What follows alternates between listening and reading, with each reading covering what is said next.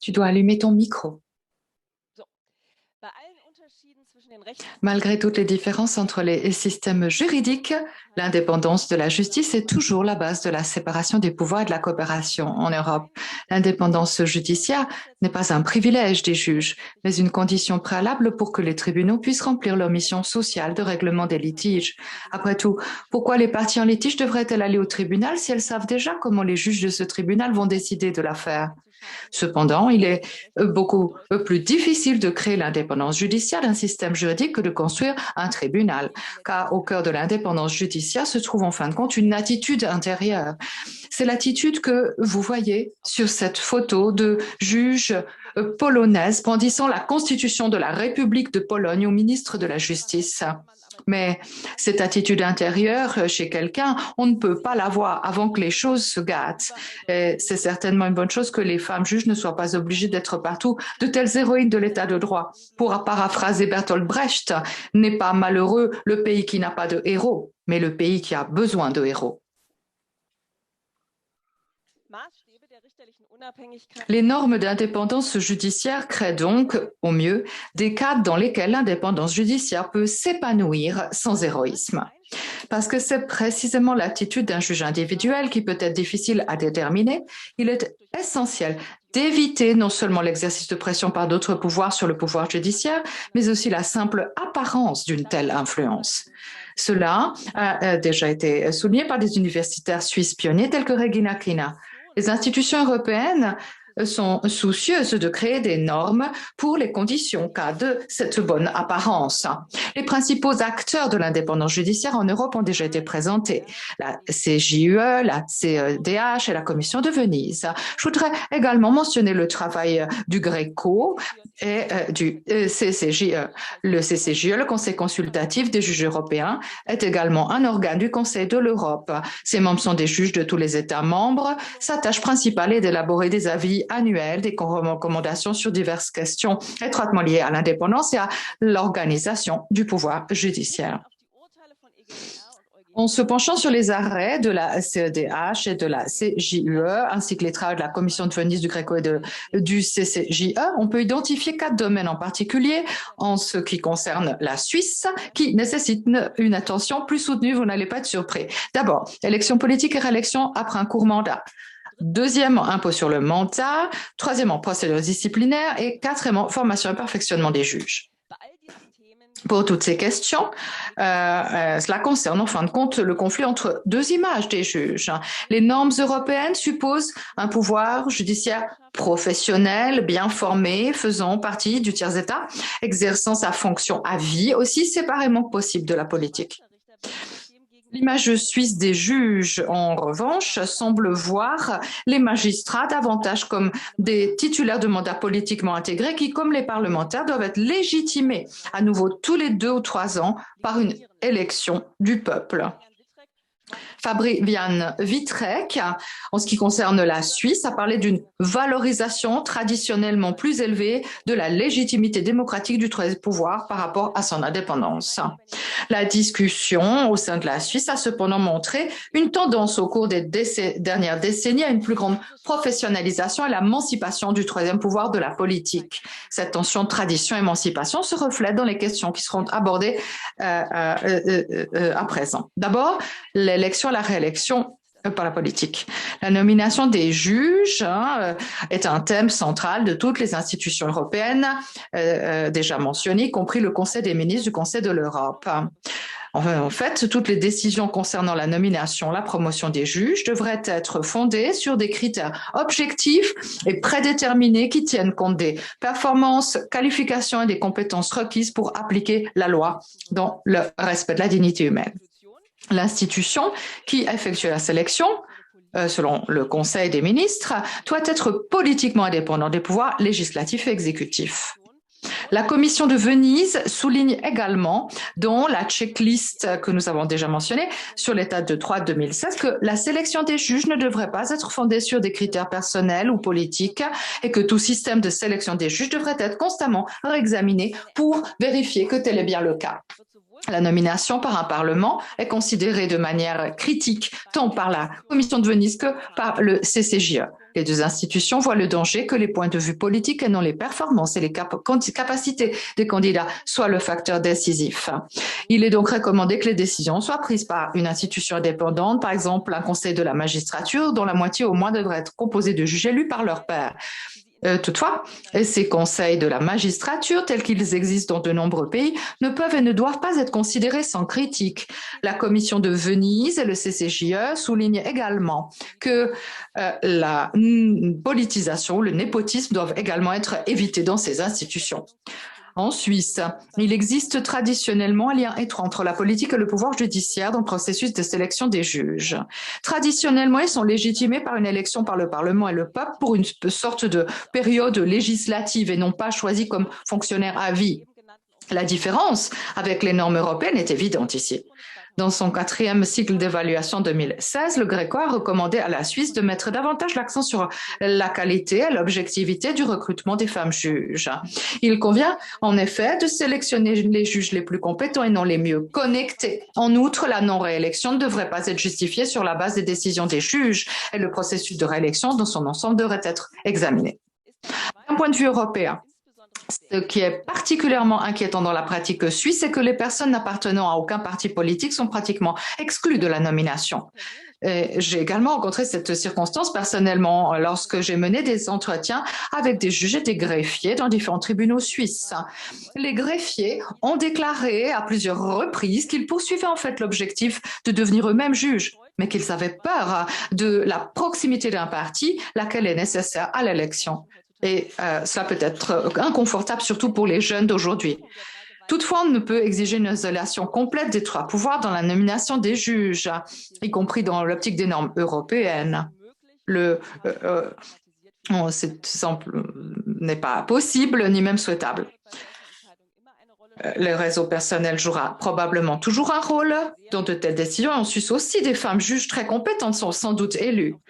Aussi bien la Commission de Venise que le CCJE, mais surtout la Cour européenne des droits de l'homme et la Cour de justice sont tous conscients de la diversité des traditions européennes, ainsi que la CJUE le déclare également.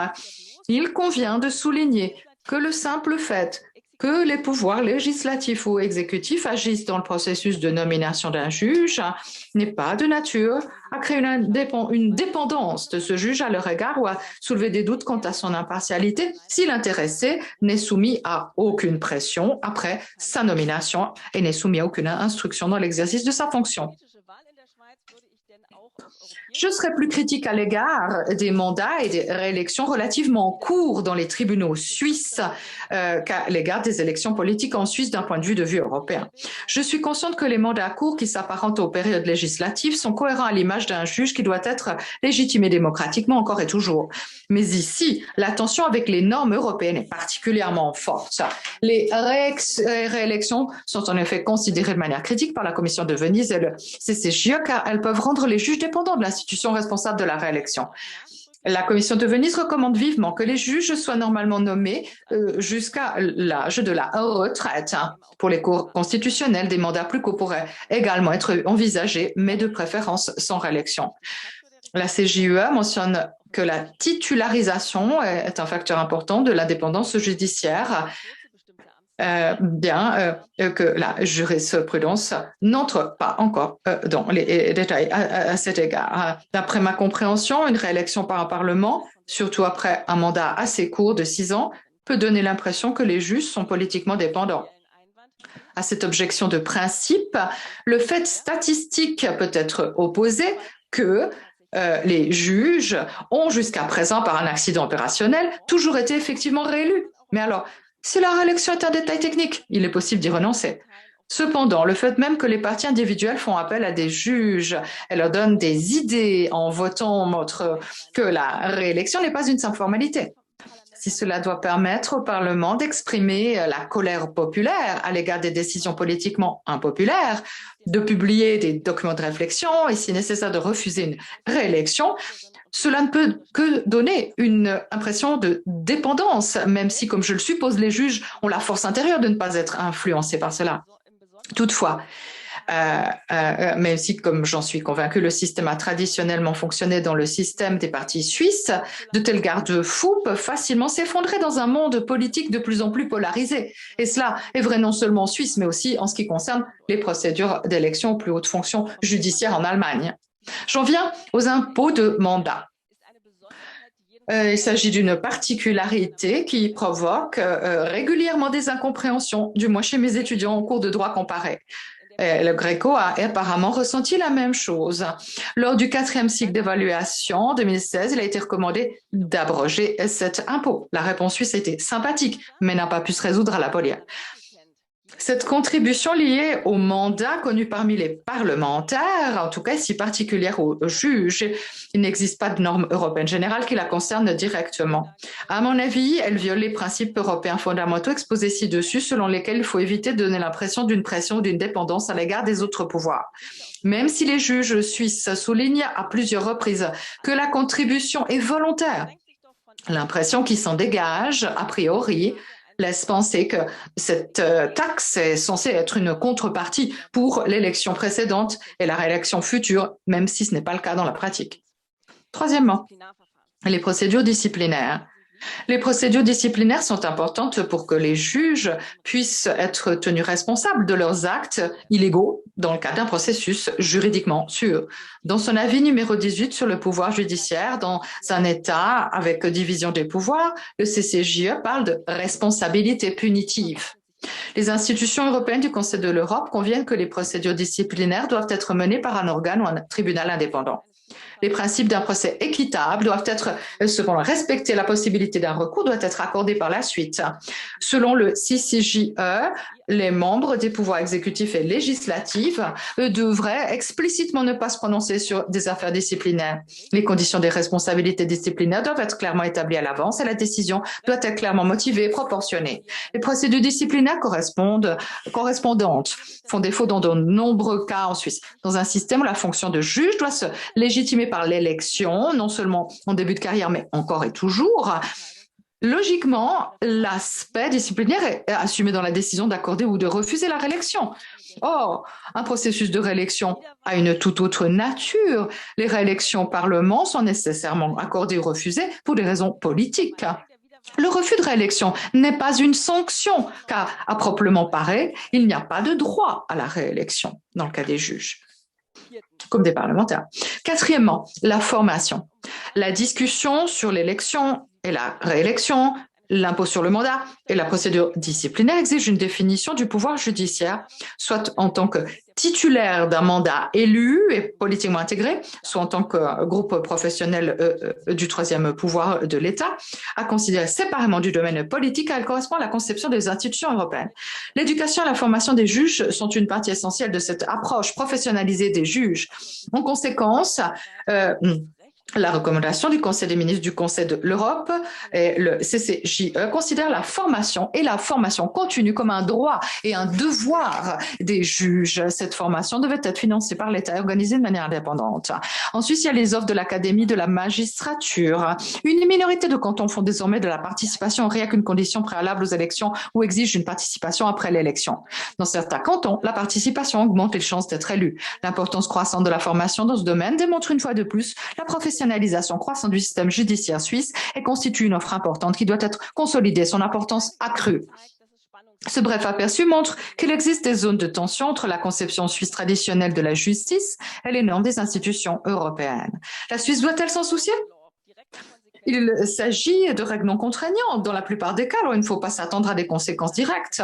Pourquoi alors faut-il remettre en question des concepts ayant une longue tradition et qui ont toujours bien fonctionné dans le passé? L'Allemagne n'a, elle non plus, jamais suivi la recommandation de créer un conseil de la magistrature. En Suisse comme en Allemagne, la réputation du pouvoir judiciaire est bonne. Alors, peut-on rester là? Ces normes apportent-elles quelque chose en fin de compte? Ces dernières années, nous avons vu l'indépendance du pouvoir judiciaire s'effriter, en particulier dans les pays d'Europe centrale, dont la Constitution prévoyait des garanties importantes pour l'indépendance du pouvoir judiciaire. Pourtant, les lois ont été abolies, les garanties érodées, les juges nommés ont été mis à la retraite obligatoire, envers et contre tout. Alors on peut se demander et je me suis posé la question à maintes reprises ces dernières années, à quel point des normes efficaces, voire même le droit écrit, peuvent s'opposer efficacement à une politique déterminée. Même le texte d'une constitution n'est-il finalement rien d'autre qu'une ligne tracée à la craie sur le sol pour faire croire aux forces politiques qu'il y a un mur à cet endroit? Même les cours constitutionnels dépendent de la coopération des autres pouvoirs et de la confiance du peuple pour faire appliquer leurs décisions. Si de telles normes ne résident pas dans le cœur des gens, alors même une constitution ne peut pas freiner les forces politiques de façon permanente.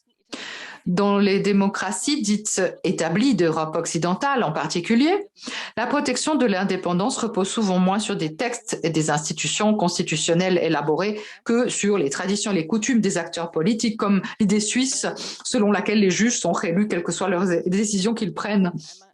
J'ai un jour appelé ça une culture de l'indépendance.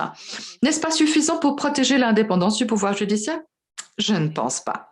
Nous avons besoin à la fois d'une conviction intérieure et d'institutions qui maintiennent les normes comme cadre, tout comme un bon juge a besoin d'une conviction intérieure et doit cependant éviter de donner un mauvais spectacle. Nous avons besoin de l'esprit héroïque sans avoir à nous battre tous les jours. Cela nous ramène au début de nos considérations. L'indépendance est une attitude intérieure, une question de caractère. On ne peut pas voir dans l'âme des juges, mais en tant que société, nous ne faisons pas dépendre les justiciables de la seule indépendance intérieure. Il faut aussi des conditions cadres dans lesquelles de bonnes apparences peuvent se développer. Les normes internationales sont censées fixer des critères de bonne apparence par-delà les frontières, car la bonne culture politique d'un pays est tout aussi difficile à apprécier de l'extérieur que les convictions intérieures d'un juge. Ces normes créent la sphère publique internationale qui contribue à protéger l'indépendance du pouvoir judiciaire au-delà des frontières. L'indépendance judiciaire s'affiche trop souvent là où elle est en danger, soit socialement lorsque les juges doivent prouver héroïquement leur indépendance intérieure ou lorsque la culture de l'indépendance n'a finalement pas été suffisante. Les références à la culture politique d'un pays particulier comportent le danger d'une fausse sécurité.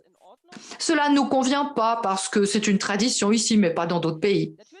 Certes, la situation est différente selon que les choses ont toujours été comme elles sont en Suisse et en Allemagne, ou qu'elles ont été modifiées de façon reconnaissable afin de rendre le système judiciaire conforme. Mais les garde-fous des coutumes politiques et culturelles peuvent également changer, même dans notre pays et dans un monde de plus en plus polarisé, parfois plus vite qu'on ne le pense. C'est pourquoi les normes internationales, européennes, exactement, devraient être examinées avec plus d'attention en Suisse comme en Allemagne.